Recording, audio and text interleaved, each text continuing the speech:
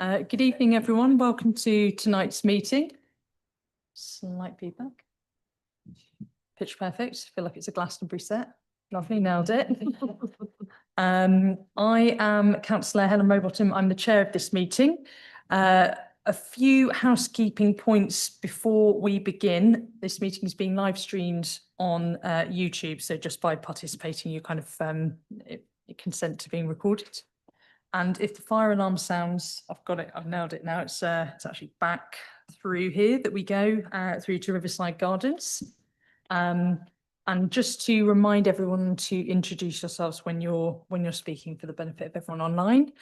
And we'll go round and maybe say hello because we have some new faces in the room. Very, very pleased to say. So perhaps we can start, Peter, with you and just do a quick round of introductions. Hi, I'm Peter Aylock. I'm Director of Education in Sind. Good evening, Jackie McShun, Executive Director of People and Director of Children's Services. Hi, I'm Sarah Sanderson, Operational Director of Children and Young People Services. Hi, I'm Marcus Robinson, Strategic Commissioner. Hi, I'm Natalie Glasby. I'm Head of Programmes at LMP Action. Good evening, I'm Councillor Alex Sanderson. I'm the Deputy Leader and responsible for children and education. Good evening, Nadia Taylor, co-opted member. Used to be a former parent governor representative, but I stayed on as a co-opted member now, but also chair of Carers Network, so bringing quite a lot of fresh perspectives to the committee. I'm Nandini Ganesh. I'm really sorry I have hay fever. I get quite blocked up. I run Parents Act at the Parent Carer Forum for Hammersmith and Fulham. Good evening, everyone. My name is Councillor Gerald Brown from West End, and West Kensington, I should say. And I'm the Deputy Mayor of the borough. Thanks. No business like show business introduction there from Councillor Brown. Everybody knows me. Hi, I'm Mercy Ume. I'm Councillor for Shepherd's Bush Green Ward. Thank you. Hi, I'm Councillor Genevieve Warbeck. I'm actually a member of the Health and Adult Social Care Committee and now I'm a member of the Children and Education Committee, so it's the entire lifespan. Nice. I wanted to particularly welcome you, Jen. So Councillor Nwagbi will be taking over sort of from Councillor Trey Campbell-Simon, and we want to thank him for his contributions in the past and warmly welcome you to this committee. Brilliant. Okay. Right. Item number 2, declarations of interest. Do members have any declarations? Okay. Great. Minutes of the last meeting. Do members agree the minutes of the meeting held on the 22nd of April 2025 as an accurate record? Okay, lovely. So as ever, we will try and, seeing as it's such a lovely sunny evening, keep to a succinct, tight meeting, but still enough time to explore.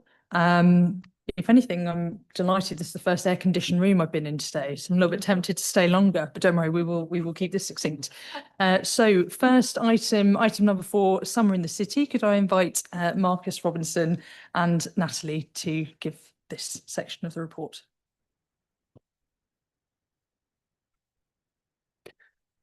Thank you. I'm going to talk about Summer in the City alongside Natalie. Over the last 4 years, we have delivered Summer in the City as part of our local implementation of the Holiday Activity and Food Programme. The Holiday Activity and Food Programme is a national programme which provides funding for children and young people of school age to access free holiday activities over the Easter, summer and winter holidays. Summer in the City is our local implementation of our programme over the summer, and I'd like to feel that it's quite a special programme.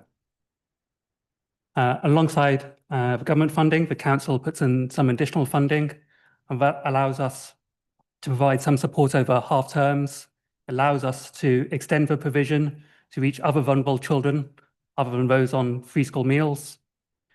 It allows us to make a bigger and better programme and allows us to provide support such as winter packs over Christmas and over the summer. In particular, it allows us to hold a range of family events, which is really important in being able to engage the families of our children more widely. I want to stress that this program is there for any child who needs it. It's a program we try to make as accessible as possible. It provides free enriching activities. It provides free physical activities, provides nutritional education, and it provides free meals, supporting the council's objective to make sure that any vulnerable child is fed over the holidays. To give you a sense of the scale of this program, last year we worked with over 24 organisations delivering this program. Those are mostly local voluntary organisations. I say over because we also work with a wide range of partners to help deliver this.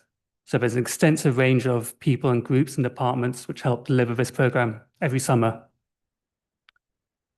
We supported over 2,300 children last summer, including over 175 children with special education needs. We also delivered over 16,000 hot meals, and we provided, just over the summer, over 50 different events for families to attend. It's always been really important to myself and the council that this is a high quality program which delivers for children and young people.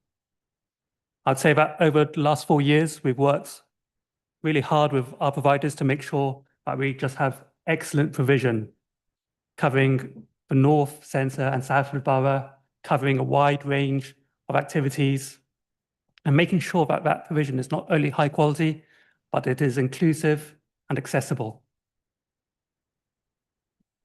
When refugees first came, we made sure that there is provision to welcome them into the borough.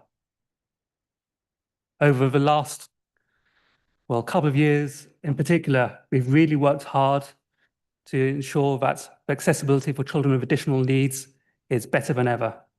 We've introduced new booking systems which provide more information to families about the needs that we can cater for. We've worked hard with our providers to develop their provision, and I'm glad to say that this year we have more specialist providers working with us than ever, and other providers are developing the provision to meet additional needs. This week is also co-production week. We have worked always to listen to the feedback and co-design with children and young people. But this year, I'm really also very proud of how we're actually co-producing some of the activities and the work. Last year, to help support some of our strategy and elements, we introduced themed weeks to make a structured program. Those weeks were developed with young people, and this year, working with our youth board and our youth council, we are helping to co-produce and having them actually deliver and design some of those weeks. So we've got a very exciting program ready for this summer, and I'm going to hand over to Natalie to talk to you through it. Thank you, Marcus, and thank you for having me here tonight. It's really exciting to meet you all. And like Marcus has said, I've been working with him for the past 4 years, and I think we're really proud of what we've achieved actually in the borough. And I think that we've really got a brand now that communities are recognising and people are getting involved with, and an air of sort of excitement about what's happening. So yeah, roll on the summer. We're ready for it. So what's happening this year? So we've got 6 weeks of holiday activities, events throughout the borough. We focus on 5 weeks, but there's a couple of dates that go either side, so it spans 6 weeks. Like Marcus has said, we have themes. We introduced themes a couple of years ago, and these were themes that we introduced, but like Marcus said, now that we're heavily involved with the Youth Council and the Youth Boards, we now sort of take their lead in what kind of weeks that they would like to see. We've got exploring the environment, levelling up, building connections, celebrating creativity and belonging everywhere, which I think is a really lovely theme for people to get involved with. And it just gives providers that kind of guidance that they need just for the week to be able to sort of make lots of activities around those themes. And we provide activity packs and newsletters around those themes as well for people to sort of take home and activities to do. So we're really excited about those themes. And yeah, so we deliver in schools, youth clubs, community centres, parks, public spaces across the borough. And I'll just click through. And here's some of our providers. I think this year we're working with 27 providers. They're specialist providers. We split them into multi-activity sort of activities, sports, performing arts and food education. And we have to really look at sort of the borough and where these activities take place and make sure that we've got a great sort of span across the north, central and south, which I think we've done really well. And also the age ranges that we offer across the borough. As Mark has said, accessibility and SEND is really important. It's been ever evolving and we've added some new providers. We've got Let's Unite for Autism, which is a provider that are very new to us that use kind of VR headsets and kind of really kind of cutting edge technology to work with groups of young people, you know, and we've got some great feedback around the kind of things that we're doing with them already. We've got people that have delivered from us from the beginning of the program, like Action on Disability, Dance West, MenCap and Solidarity Sports, and they've been fantastic in building our SEND offer.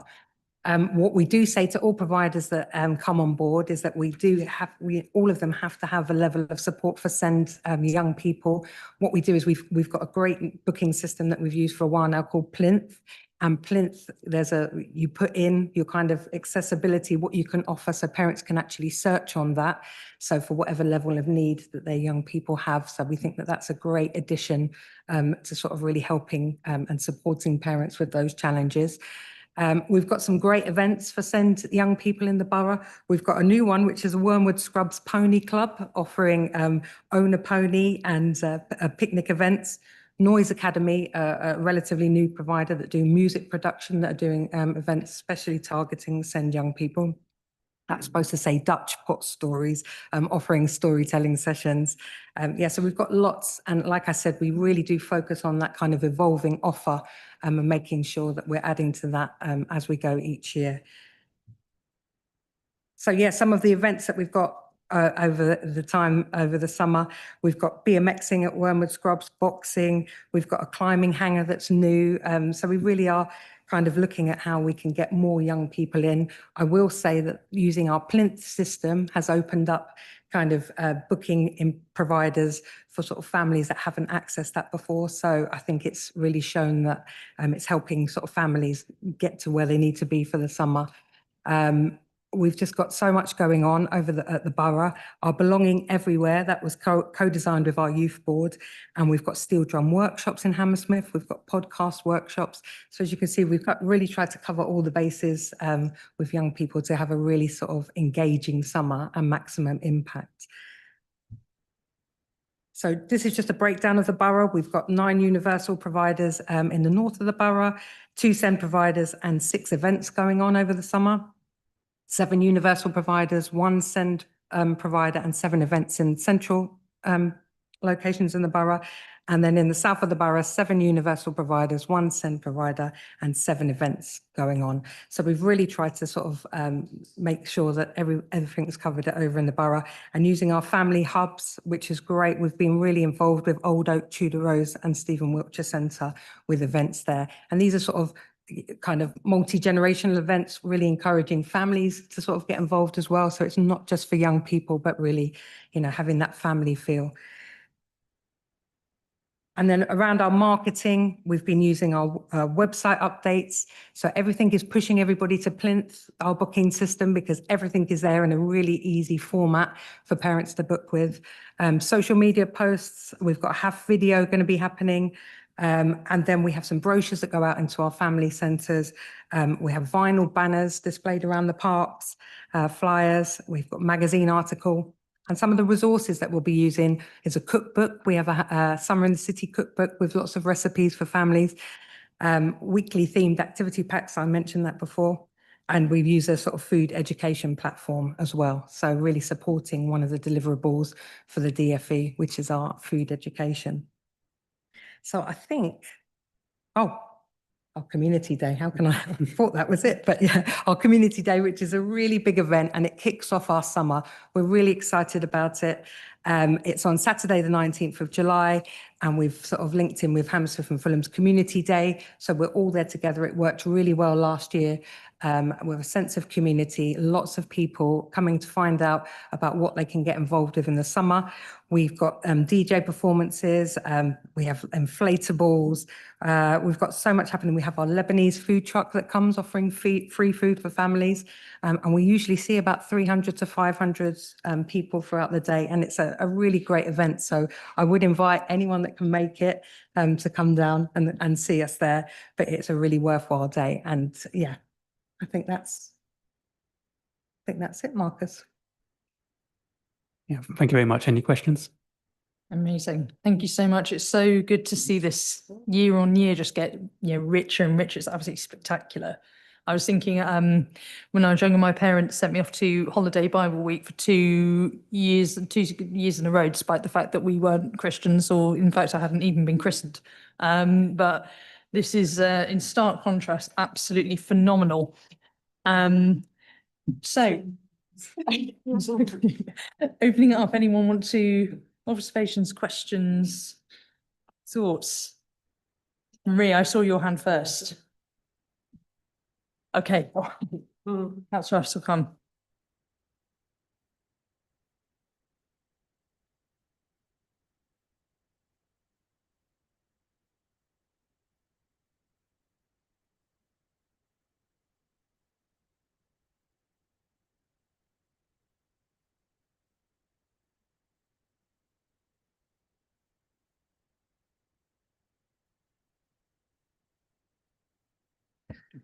Sorry, I love that you passed it to me.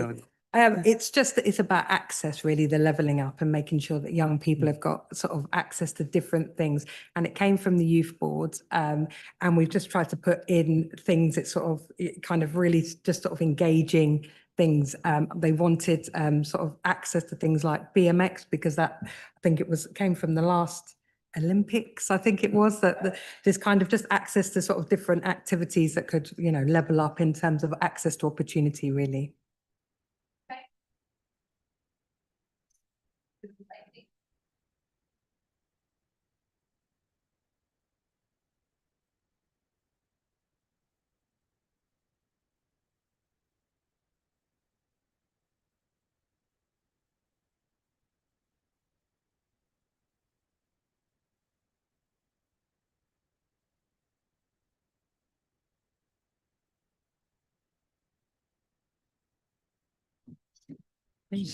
Just a comment. I must say thank you so much for this. Having lived in the borough for a long time and having my children grown up, at that time, we never had something like this. But with this, it's really a pleasure. And I'm really appreciative that our children have places to go during the holidays. So thank you so much. That's great.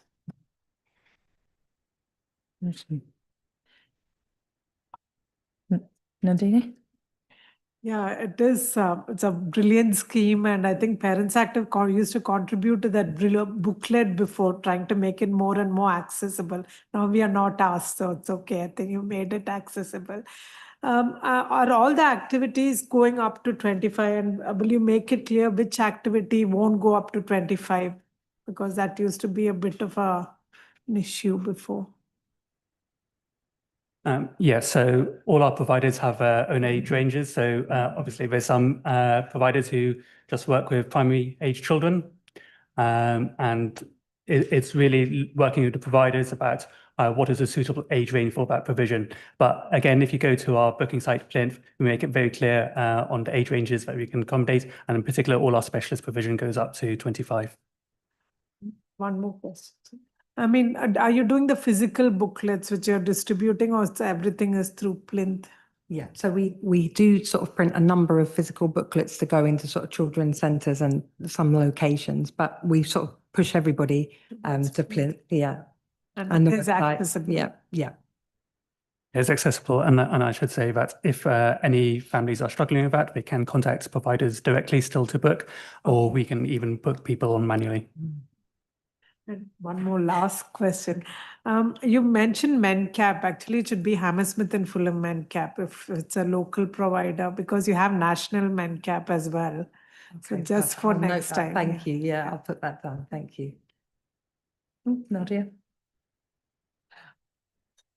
Just very quickly, it's probably a silly thing to ask, but to what extent and in fact, I should first of all say I echo everybody's sentiments about what an amazing, rich program of events you offer now. When my children were growing up, as Councillor Ume said, that wasn't the case. So well done to all of the people who make this possible. But to what extent are the activities shaped and suggested by the young people? Do you have co-production events? Do you seek the views of the Youth Parliament? Obviously, a lot of things will be sort of trial and error. And, you know, if they're popular, then that's kind of your feedback. But I just wondered whether young people are actually involved in the planning of those events. And also, how do you, in terms of obviously the provision, is it wholly funded by the local authority, or do you actually engage with funders that would, you know, support certain activities that perhaps the local authority may not have the funds for, just to ensure that you have, you know, a very wide and hopefully ever growing rich tapestry of events that you offer our young people during the summer? Thank you. So on funding, it is predominantly funded through the Department for Education. We put in some additional funding from the council, and we make use of various grant schemes which are available to us in order to supplement for funding. In terms of Yeah, so basically we've been working sort of closer, probably in the last year or so, with co-production. When we first started the program, obviously we needed a really good range of activities, and we went to providers that had that reputation, that had already been established in the borough. And now we're able to go out to the youth council, the youth boards, and we've had forums, we've joined their meetings, just to get a sense of what those young people want and what they feel that is missing in the area. So I feel like we've definitely strengthened our offer because of that. Like I said before, those themes used to be the ones that we brought to the table, but now it's the ones that the young people are bringing to us. So we definitely, have worked on that. Excellent. Thank you. Great. Thank you. Just a small question. When does this offer go out to local maintained schools? And is there a requirement by schools to then, you know, forward it to the parents by a certain date? How do you manage that? So we go out in school zone to all schools, and we put all the dates on there, and then they sort of forward that out to parents. So it's all happening now as we speak. It started, the booking systems are open, and so this happens, sort of mid-June time for a mid-July start. Marie, did you have a question? I'll repeat it in. It's Mary Thomas, troublemaker. Whatever you want to call her. Now, my query is for you. You talk about using community centers. One of the things I still have concern about is this hub, because I've met many parents who have no idea what the hub is. And so we still have not sent that communication out to Hammersmith and Fulham parents. So there's still a gap. We've worked together some years ago, and congratulations to continuing with that. And you did say, sorry, just now I always have my book. Let me get my book out. You said that you've got 27 providers. Now, may I ask again about your marketing? Because we've got parents with second language in this borough. And one of the things we are very good at is just using English. So we need to make sure that our parents, with how many, I think it's about 68 languages in Hammersmith and Fulham. I know we wouldn't be able to give everyone, but the most used one, I think we should start using that. And Councillor, I'm leaving that message with you. and you too, because we do not use second languages, and we have to start doing that. And I will be there with the community day to do some, yeah. And as a member of a tenants association, we do not get any information from you all. You talk about community centers, where? Not the ones that we have in Fulham. So we need to get the message out. Maybe you have to look at your marketing again. We need that message so that, because a parent who have a SEND child, she tell me, oh, I thought the hub in Fulham Court was not, because I don't live in Fulham Court, I didn't have to use it. So again, we have to make sure that message, and sir, also part of school zone. Not every teacher or every parent know about school zone. Marie, I'm just going to come in just because this is, so on summer in the city stuff, let's take that as an opportunity. If anyone wants to come in and say how that's marketed.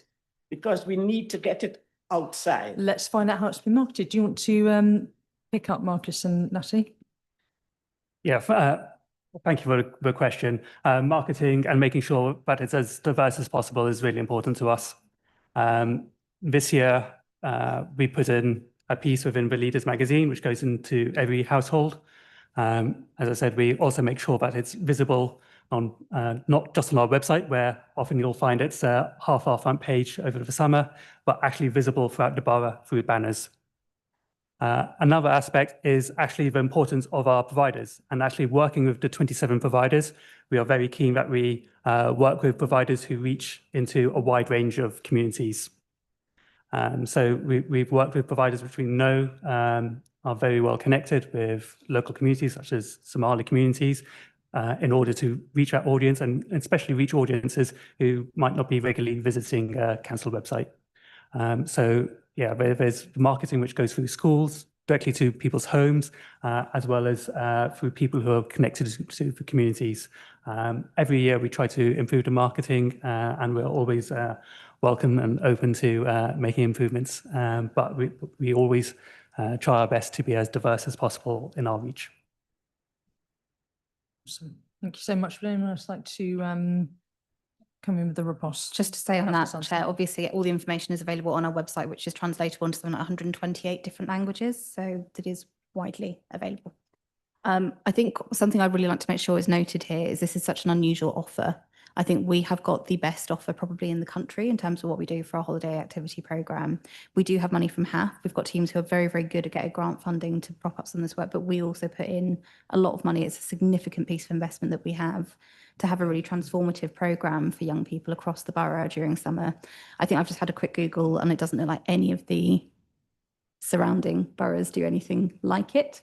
And so we're really, really proud. And something that really makes us quite different to everyone else is for almost everyone else, you have to be eligible for free school meals to access anything. Ours is all open access. So recognising that threshold actually for losing entitlement to free school meal is incredibly low, and that many, many people will be struggling to afford Bible camp or whatever else they may be going to during that time.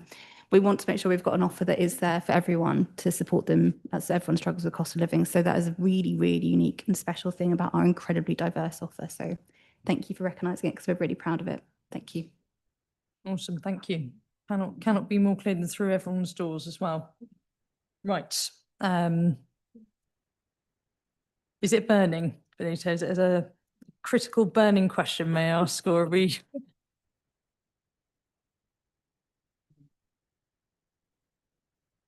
Okay.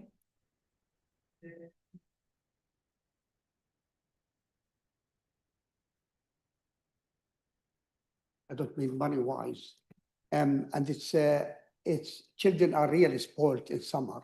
They don't need even a holiday to go, because when you look hubs and you look at different charities, the activities they have, it is really amazing.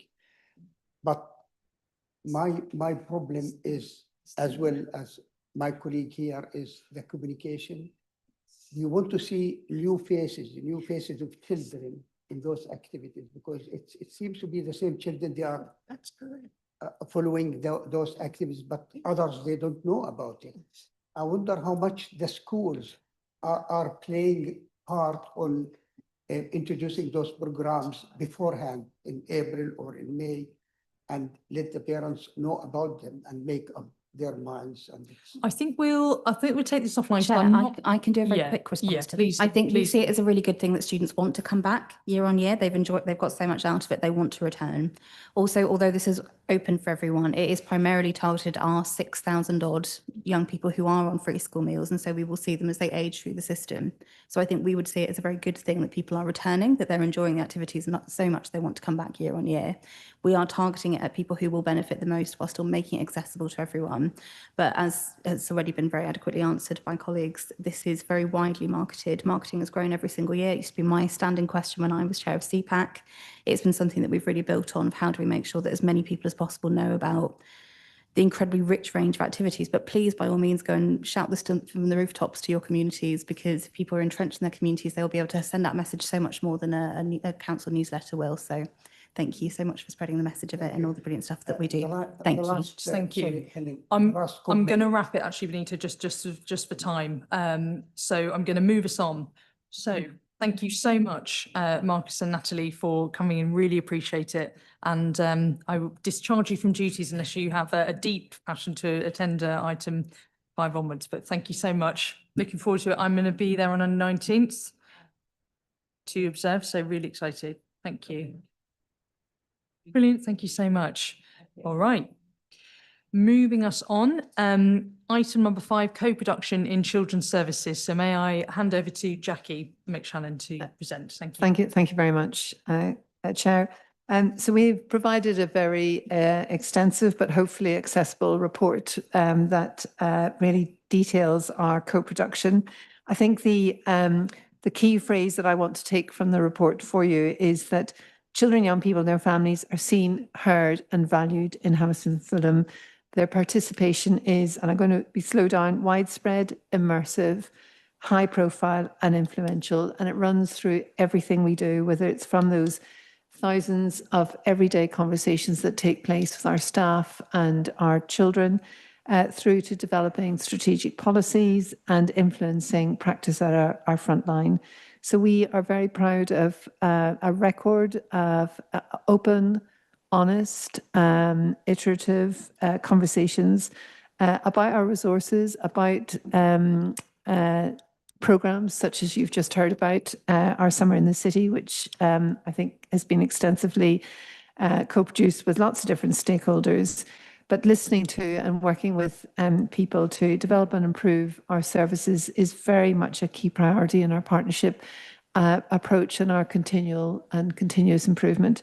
So I'm going to invite 2 directors, Peter and Sarah, just to give some examples of co-production in their area. And as I say, we've just talked very extensively about our Summer in the City programme. So I don't know who'd like to start. Peter, will you go? Oh, Sarah. We enjoy co-production so much, we'll fight over it. Decisions are co-produced. Yeah. Not to repeat what Jackie's just said, but I think it sounds trite to say, but actually we're definitely a borough across children's services where we're all passionate about engaging with our services, our children, our families, our young people. And when we look at the range of activity, and I won't again repeat what's already in the report, but actually some examples would include when we're looking at our corporate parenting and our responsibilities there, the series of workshops that are delivered where young people have the opportunity, or our children cared for and care experienced children have the opportunity to meet directly with board members and influence our broader offer. And there is examples where we've improved our joint housing protocol for care experienced young people as a result of their feedback about the challenges for them moving into independence. Our foster carers are central to what we do. We wouldn't be able to provide the quality care and opportunities for children who need it most without having the right carers that we support, recruit, retain, nurture. And we can only do that by direct engagement with them. So we have our Hawk, which is our foster carers representative group. I was trying to think about how to describe them, who actually represent the voices of carers who we serve and who work with us and serve our children. And we've changed support for carers based on feedback from Hawke, and that includes the bringing them together for activities. I've been there. Some of our other senior leaders, members have been at activities directly with foster carers, which give them the opportunity to be alongside them and hear about the work they do, the support they need and the needs of the children concerned. It's also influenced our approach to recruitment of foster carers, and actually the most successful recruitment of foster carers is by refer a friend and word of mouth. So by engaging so strongly with our carers, it's enabling us to recruit more carers where there is a real need for us to develop that sufficiency. A further example is our opportunity to learn from parents. So within practice, we regularly on a 6-monthly basis go out and get direct feedback from the parents we work with. And again, that includes the whole senior leadership team and across with other parts of the council as well, who get to hear that direct feedback, and then it influences the way we work and develop our services with parents. And then thinking about quality assurance and how our young people support us with that. So we've developed a young inspectors program. So as corporate parents, we provide supported accommodation for a number of our care experienced young people. And our young inspectors regularly go out, inspect the quality of that, look at policies, procedures, engagement with the staff, and actually it leads to improvements in the provision. And as you can see, I could probably talk all evening, keeping you all in the air conditioned while you listen, but I'm going to let Peter get a word in, I think.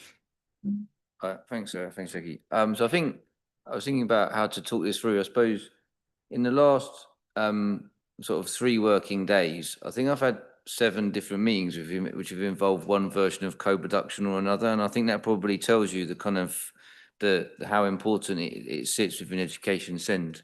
Last Thursday we had a fantastic meeting at Stephen Wiltshire where we met with Nandini and the team and lots of other kind of key stakeholders and key groups looking at kind of mental health services within education and send. Lots of really good questions, lots of information for all the stakeholders, and a clear set of actions that we're going to take forward and look at moving forward.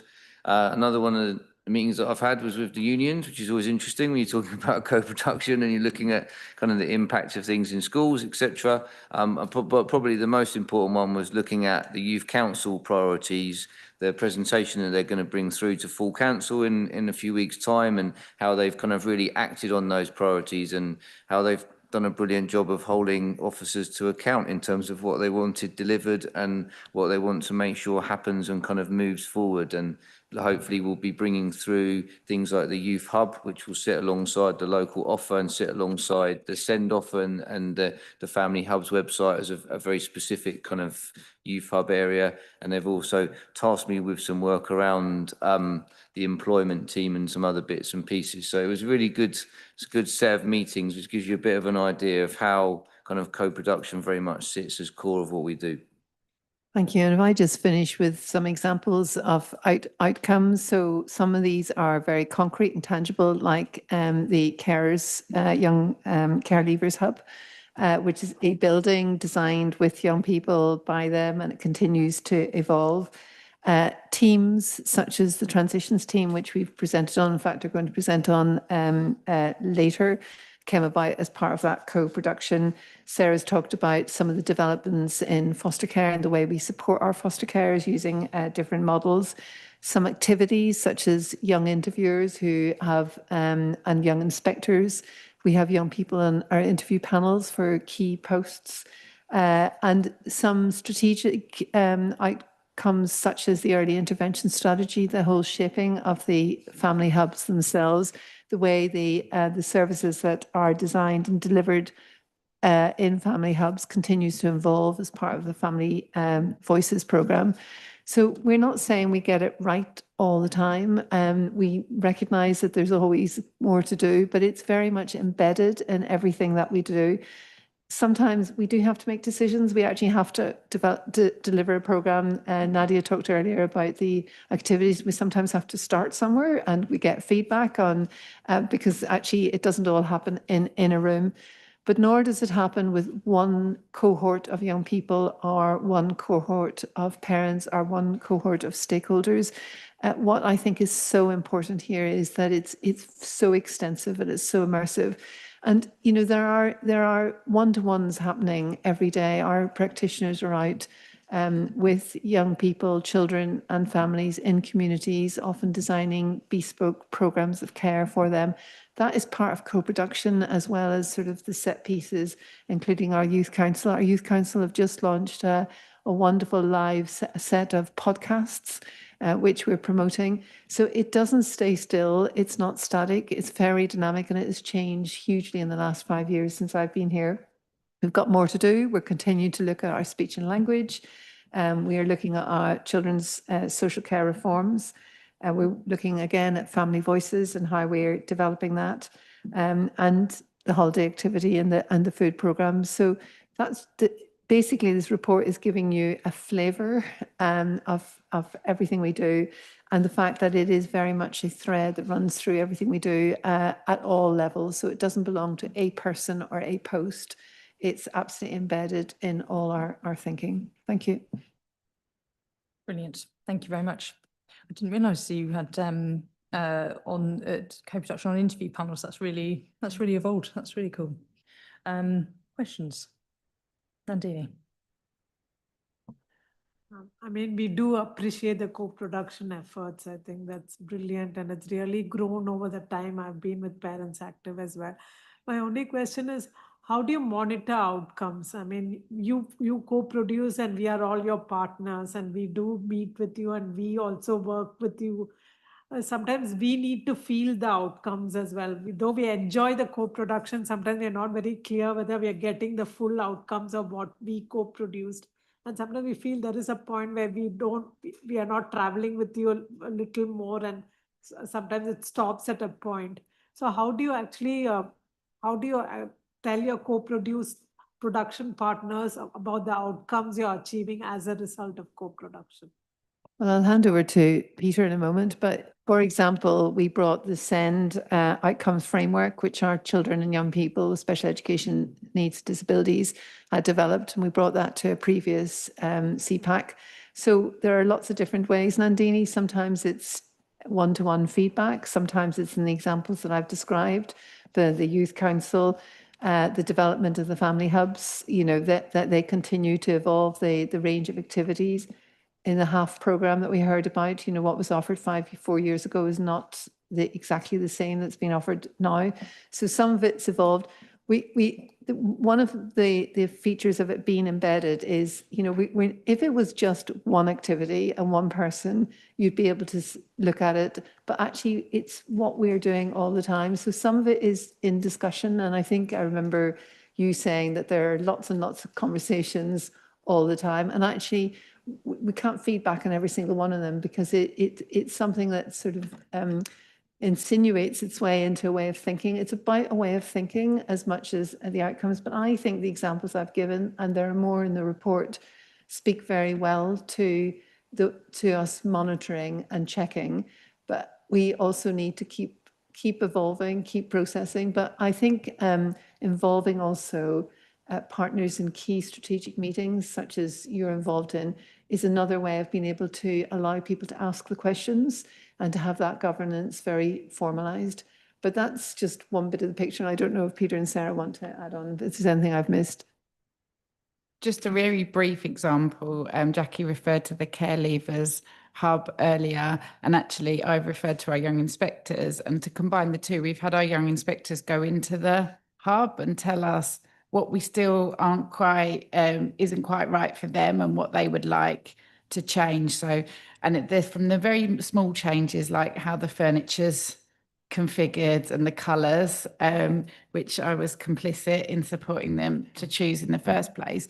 But to actually what are the activities we run there, and is it serving them in the way they want to? And I'm certainly committed to that being a cycle with our young inspectors, that we know young people are always evolving and we're evolving with them. So that's a very small example, but actually it demonstrates that kind of sense checking we're constantly doing, and not even sense checking, them telling us what they want there. And sometimes us saying we can't, it's just unrealistic for whatever reason for us to be able to do this.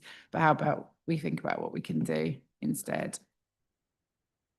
So I think for me, the key is to ask ourselves the question, are our young people a success? And when you look at all of their outcomes and what they're achieving in school, what they're achieving after school, I think the short answer to that is yes. And then we look at where we've got areas which are kind of pointed out to us by kind of key stakeholders, whether it be something like annual reviews or timeliness or whatever it might be. And then it's the actions that we take to work on that and improve that, and see whether we get to the place where our outcomes are showing that the impact that we've had has been positive. And finally, Nandini, I'd say, as I said before, it's a process. And so we are open ourselves to scrutiny, and we bring reports here, but also we do have in corporate parenting, we have a cycle of, for example, housing work was agreed with care experienced young people and the lead member for Housing Councillor Ume. And actually, after a series of workshops, she came back again to hear what progress has been made. So I think being very clear and open, transparent, and allowing people to have a look in. We have inspectors as well who come and look and did comment on the quality of that participation, but we don't rest on our laurels, and that's why this report is here, to expose it and to continue to do better. Anything else? Oh, right. I'll go to Councillor Sanderson, I'll come to you, Marie. Go for it, Marie. Do you want to question or suggestions into the mic? Thank you. Sorry. We talk about foster carers, that it was a big good uptake because there have been lots of banners all over. Did you get a divert amount of takers, or just because we, as you know, we are a divert society in Hammersmith and Fulham, so making sure that we all have, yes? How did that go? Just It's a key component of our recruitment strategy. And that's, I think, when I was talking about the refer a friend, a lot of the most successful fostering recruitment comes from through our existing pool of foster carers who are already diverse in terms of, and we understand our cared for population very well. When you say diverse, there's diverse, it's diverse in addition to across the board. You've captured it perfectly. Yeah. It's not, it's a challenging to be successful in fostering care. Nobody's quite nationally or locally or across London got it right yet. It's a struggling area, but actually we're working really hard with the Department for Education to trial different approaches to recruitment, including how we recruit across West London, for example. We're tracking and monitoring that really carefully to look at, and the way we've set it up now, we're able to drill into some of that data to have a better picture than we've ever had about which of the strategies works best. But yeah, go out there again and fostering, send them our way. Foster with West London website, Hammersmith and Fulham website. We're open to the inquiries. We're happy to have the conversations with those who are interested. Peter, were young carers part of the co-production? We have a really improved young carers offer. So again, 5 years ago, I can't. Go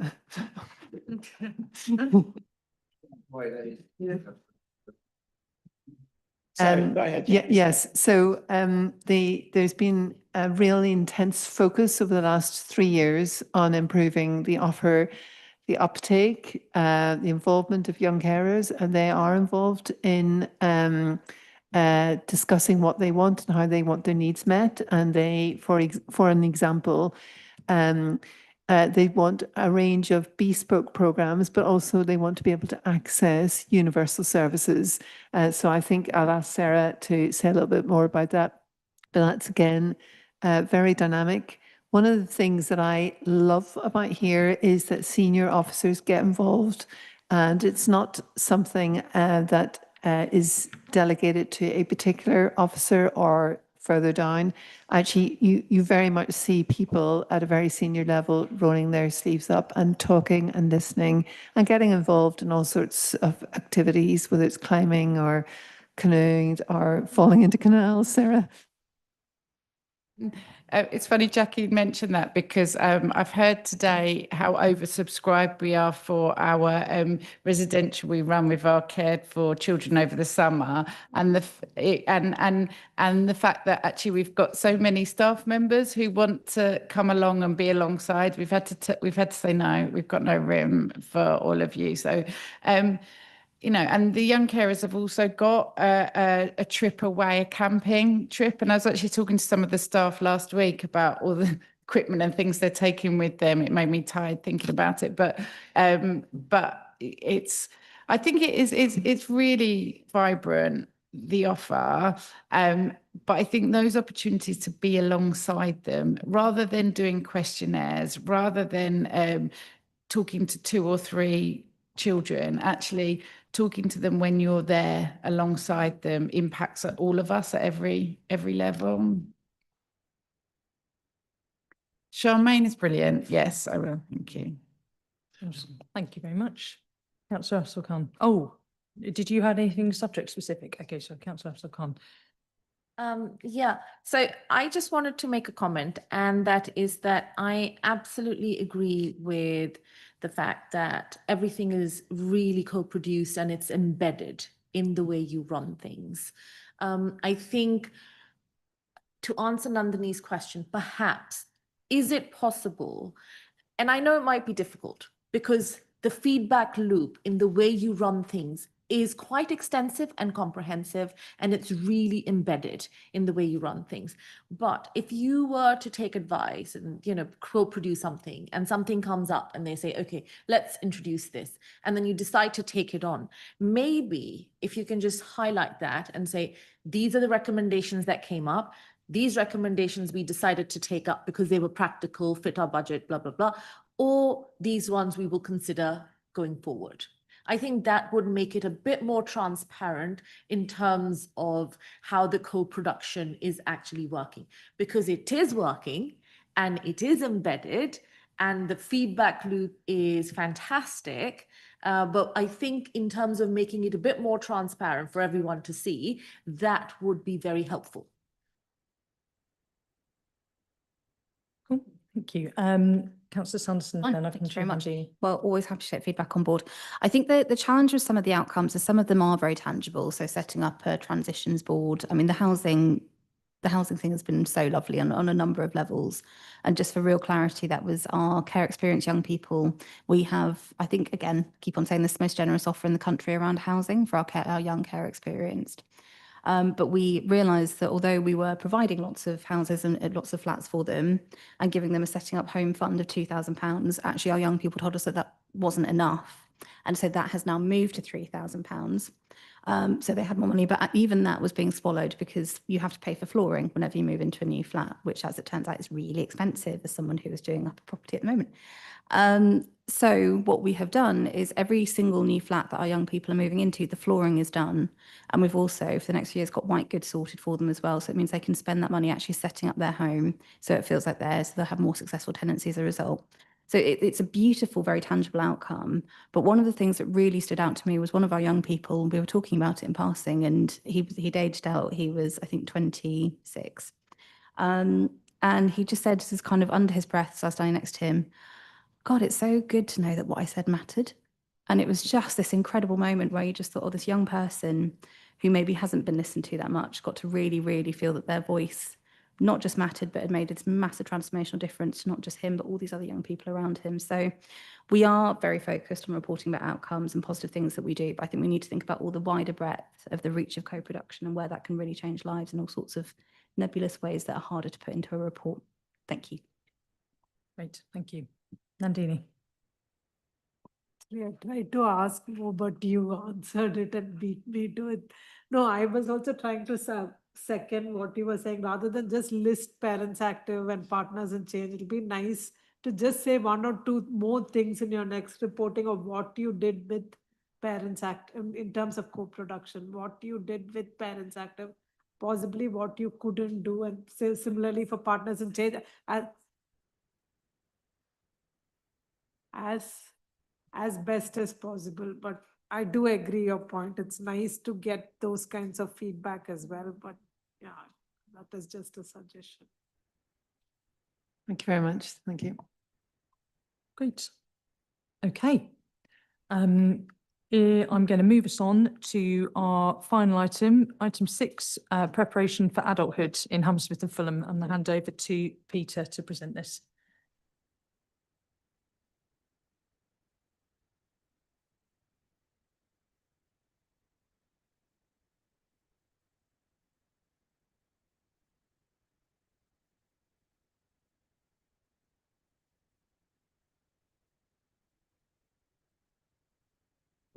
Sorry.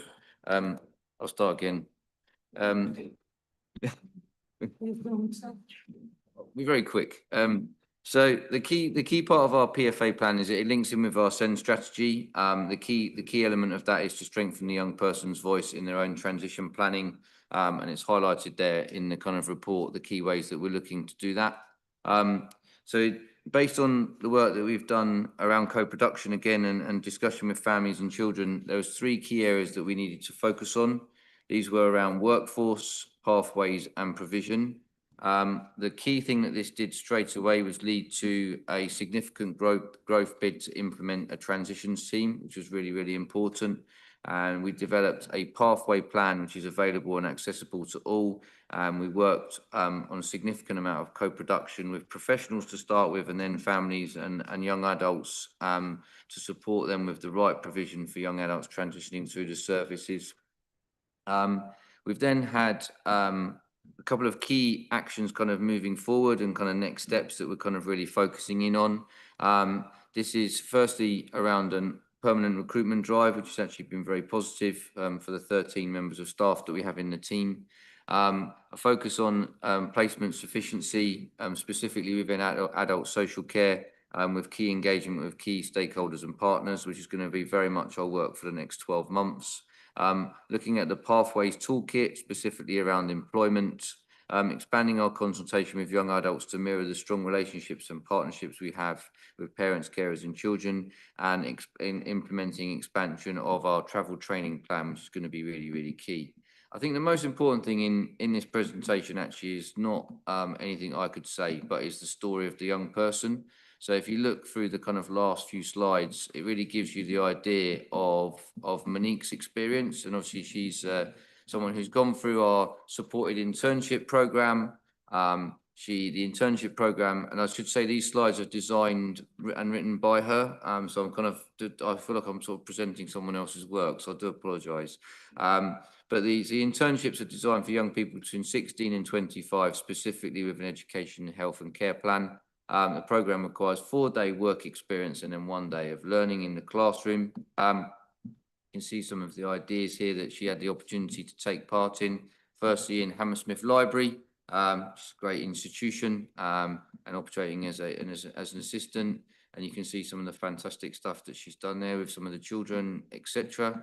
And then she was working in retail scope, which gave her a real opportunity around organisation skills and communication and all of those sorts of things, which we know is absolutely fundamental. And the third rotation being in Waterstone. So as you can see from the presentation, clearly feels that the programme has been a real success. She's very happy with her progress and her qualifications. And obviously she's continuing to work through that and really develop. She had an opportunity to talk to employers, do CV workshops, etc. I think my favourite slide is the last one in terms of her goals and aspirations moving forward, which I think is always really, really key in terms of the development and what we're looking for. So we're very much looking at this being our kind of approach and kind of developing that. I think when we spoke about this at the adults meeting a few months ago, we were asked a question around the kind of numbers, etc. Update on that is we've got around 150 young people adults have now kind of touched base with one of the services, whether it be within the transitions team or one of the other teams, and we're making sure that we're kind of that those young people are getting the support, etc., that they need and moving on to the kind of new provisions, etc. So really positive progress. Still lots to do, as we know, and still lots to work with families. Nandini and I have regular meetings with the employment team and kind of looking at targeting that and kind of working on the types of things that we still need to develop there and working within the upstream and the pathway bonds and the types of things that we're looking to develop and support people. We are focusing in with work with our special schools, specifically in that area. We're talking about trips and activities. It was great to be up at Cambridge School last week and hear about their Duke of Edinburgh expedition and the children being out in the wilds and all of those sorts of things, which is exactly what we want. And I think those sorts of things are really key in terms of preparation for adulthood and making sure young people have got the opportunities to be a real success. Brilliant. Thank you. It's actually making me think of the author who's sort of doing a big zeitgeist round at the moment of, is it called The Anxiety Generation or something like that? And I was just reflecting on all the things that you're laying on for people that are, basically the premise of it is we have, increasingly isolated and online environment for young people. And there's such a wealth of in-person, new people out in nature, like, sort of timeless, like really fun activities. It's really, really nice to see. Thank you very much. Of course, yeah. Just it's great, I must say, having to see that Monique, she quite enjoyed the job or whatever she went through, and that she come out more confident and had more things, learned quite a lot. So I had a lot of skills as well. So which is, I think, is great. That shows that she's ready to move on to do greater things. So I'm quite happy with that. So give her my best regards. Thank you. Brilliant. Thank you, Nandini. I think this transitions team, I think parents had to sort of feel, or we think in our own heads that we did persuade you to set that new transitions team. And this is what I said when I meant outcomes. If you include that in your co-production outcomes, and that will also make us justify our co-production with you. So we are quite proud of the transitions team, and we feel we have a lot of hope for the transitions team. So yeah, absolutely. Yeah. Of course, there are rest which we keep working on, like employment, because it's nice to have supported internships, but we do work on the employment side of things as well. So, great, thank you, Councillor Sulkan. Yeah, my question was basically about numbers. Do you have any numbers on,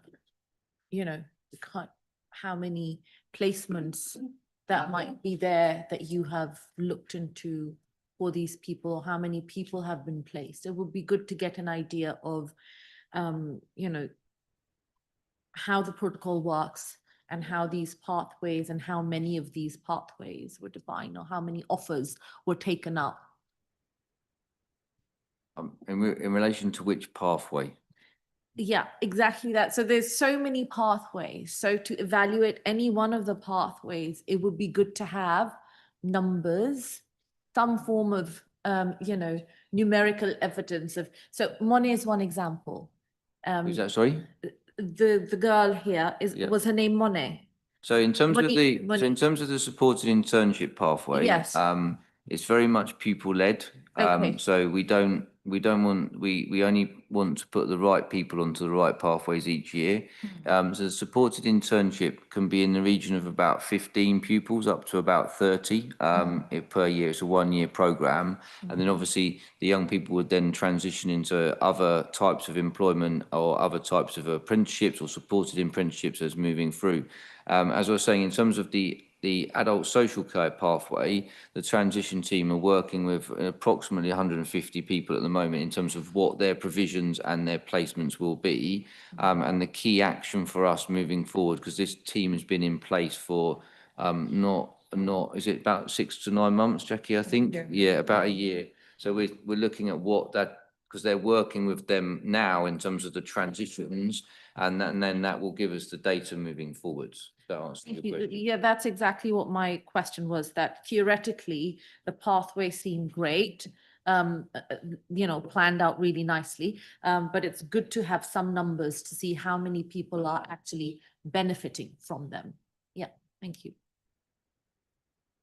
Great. Any more? All right. Thank you very much. Okay, well, I will bring the meeting to a close. Thank you very much. Councillor, I have a short PowerPoint. Sorry, it's not on the agenda. It's just literally, it's a canter through, but just to show a little bit of activity across people services. Sorry, yeah. Leo's going to speak to. No, you're going to show. I'll speak to Leo. Thank you. Yes, please. Thank you. Is that okay, Chair? Sorry, we wrote earlier. Obviously. No, thank you. Of course, yeah.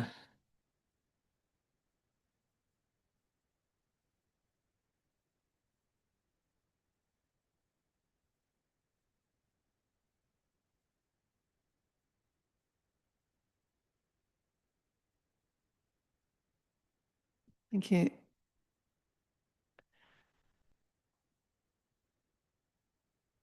Thanks very much.